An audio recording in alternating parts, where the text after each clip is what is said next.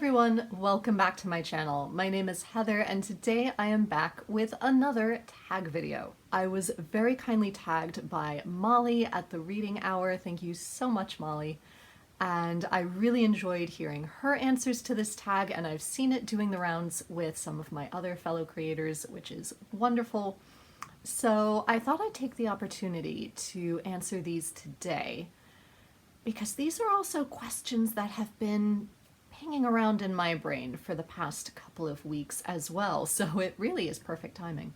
And these questions, if you hadn't guessed from the title and the thumbnail, are all centered around book snobbery and trying to gauge whether or not I am a book snob. So firstly, they ask, what is your definition of book snobbery? And to me, quite simply, it's looking down on what other people read, be it genre, format, whatever it might be. Number two, is there a genre of book you would never consider reading? And I mean, there are, but not for snobbish reasons. Let me explain. For example, I never read horror books, and I tend to avoid sci-fi as well. Not because I think they're bad or they're beneath me or they're not great literature, but because I know that I personally don't enjoy them. I don't enjoy scary movies. I don't enjoy scary books. My anxiety will go through the roof. And with the exception of Doctor Who, I'm not a big sci-fi person either, so it's just not something that appeals to me in books. But I know there are other people who adore both genres, and that's great. That's wonderful for them. They should. It should be enjoyed by someone. That person's just not me. Number three, does erotica count as literature? Having been an English major, the definition of literature is an incredibly thorny question that I'm not going to enter into here, so I'm going to ignore that part of the question. Do erotica books count as reading? Heck yes. I do enjoy romance novels now. In fact, am discovering that I kind of prefer, if they are spicy. I will read closed-door romance as well, and there are some authors of clean romance that I also quite enjoy. But I am finding that spiciness does, well, add a little spice. In fact, this is something I've been hiding, but I am going to show it. I picked up this rather beaten up erotic retelling of Wuthering Heights and have been holding onto it for ages. I haven't actually read the whole thing, but I do want to keep it purely because I think it is hilarious. I've read enough to know that it is a vague retelling of Wuthering Heights, but they've inserted other plot points that Emily Bronte did not include. I do slightly quibble that, interesting a character as Heathcliff is, he should not have a fun times dungeon, and that Nellie, of all people, does not belong in it.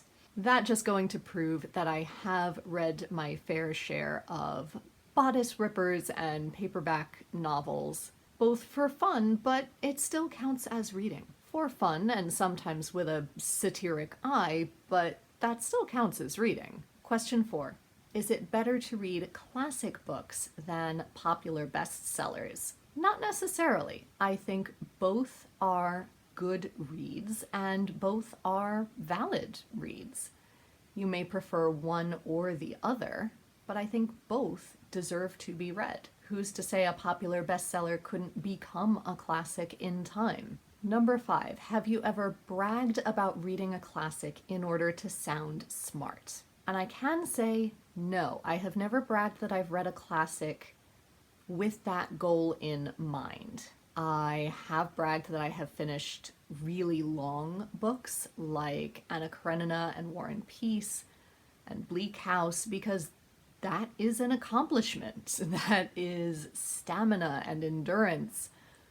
But I also really enjoyed them, so I wanted to share that joy with other people. That said, some of the people that I shared that excitement with may have taken it as me bragging to sound smart, but that's definitely not the way I meant it. Question 6, do audiobooks count as reading? And do comic books or graphic novels count as reading?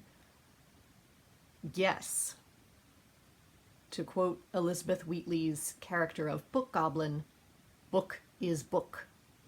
Doesn't matter what format it's in, as long as someone is reading and enjoying what they are reading and wanting to continue to read and can access that material audially, visually, that is reading, and that is wonderful, and it should be encouraged. Question 7, excuse me for looking down at the questions, by the way. Question 7, have you ever looked down on someone for reading a popular fluff book? A book with little substance to it. For example, a self-help book or celebrity memoir.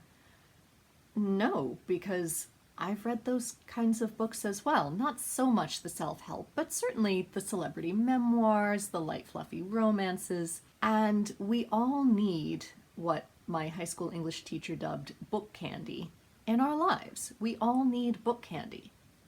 Should we have a steady diet of book candy and nothing else?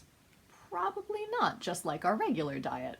But there's nothing wrong with it. Question 8. Have you ever been the recipient of someone else's snobbery? And I'm sure many other booktubers can agree that yes, definitely, I have had my fair share of it. I have had people leaving comments saying that my love for Jane Austen is nauseating, and that I'm not a deep enough or sophisticated enough reader because I really wanted more clarity, more conclusiveness from some of Daphne du Maurier's endings. I'm not saying that any one type of novel is better than the other. I've never said that liking one particular genre or type of novel makes you smarter than the other. So I'm not sure why viewers felt the need to tell me that, but I've ignored them and I've carried on and had a lovely time communicating about the rest of my reading with you lovely people. Number 9, would you ever be friends with a snob? Or are you already?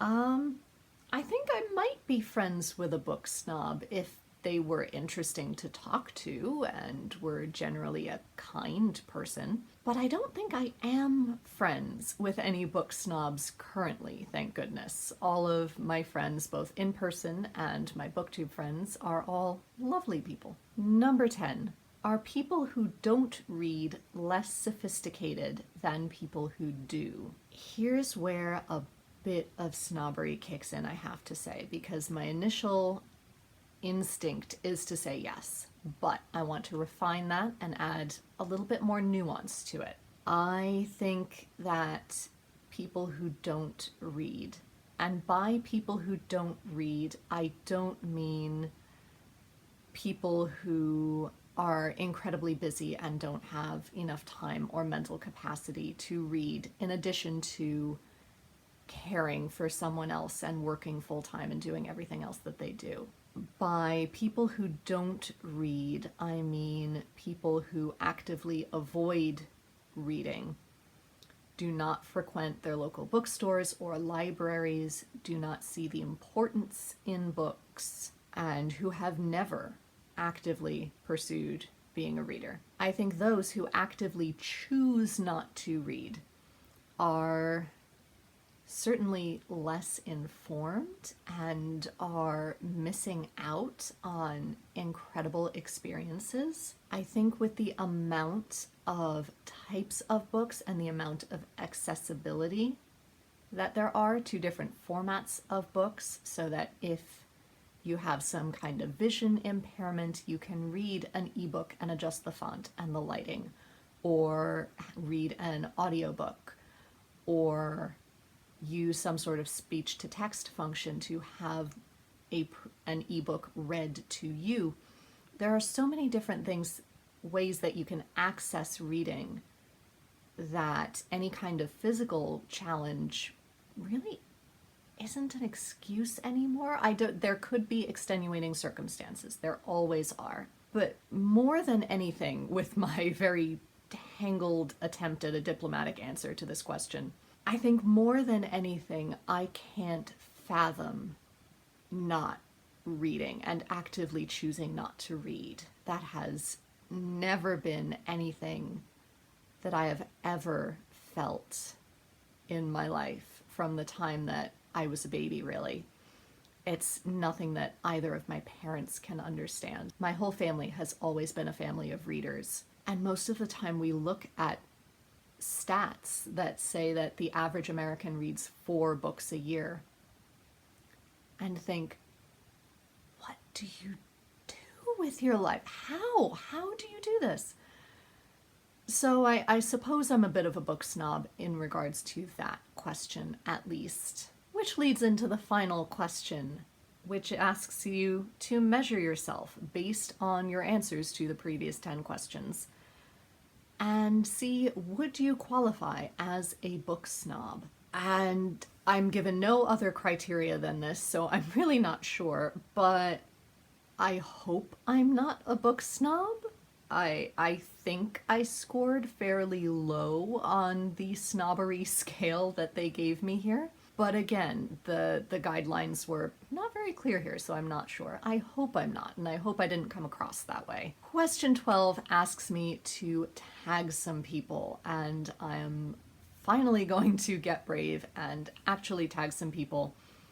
So if and when you have the time, I would love to see your answers. Marissa at Blatantly Bookish, Carla of Carla Loves to Read, Shelley of Shelley Swearingen, Megan of Megan the Book Girl. I know you're not creating content right now, Megan, but just things to think about for the future, maybe, perhaps, if you feel like it. And I think it would be interesting as well to see Claire of Claire Fenby's take on some of these questions. I've been loving her sit-down chats recently, so I'm wondering if she might be tempted to do this tag. If you are, Claire, I am flattered, honestly. So there you have some of my answers to the Snob-O-Meter tag. Again, thank you to Molly for tagging me. She is linked down below along with everyone that I tagged and the original creator. And if you would also like to do this tag, please feel free. Even if I didn't tag you, go ahead and do it anyway. If you did complete this tag, I can't wait to see your answers. Or if you don't have a channel and you'd like to play along anyway, let me know in the comments down below. Until next time, be safe, be well, and happy reading. Bye everyone.